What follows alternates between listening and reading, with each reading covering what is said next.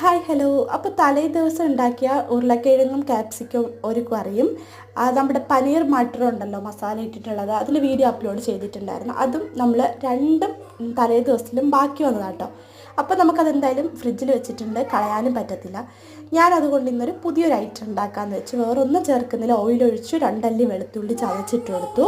അതിനുശേഷം നമ്മുടെ ഈ പനീർ മട്ടർ അതിലേക്ക് ഇട്ടതിന് ശേഷം ജസ്റ്റ് ഒന്ന് സോട്ട് ചെയ്തു. അതിലേക്ക് നമ്മൾ ക്യാപ്സിക്കും ഉരുളക്കിഴങ്ങും ടൊമാറ്റോ ഒക്കെ ഇട്ട് വെച്ചിട്ടുള്ള മറ്റൊരു മസാല കൂട്ടാണ് കേട്ടോ. അത് മറ്റൊരു കറിയായിട്ടല്ല, ഒരു തിക്ക് ഗ്രേവി ആയിട്ടാണ് അത് ഉണ്ടാക്കിയിട്ടുണ്ടായിരുന്നത്.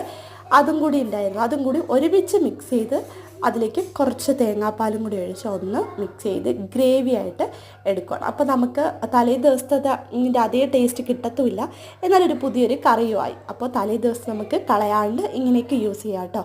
അപ്പോൾ മറ്റൊരു വീഡിയോ ആയിട്ട് വീണ്ടും കാണുന്നവരെ ബൈ ബൈ.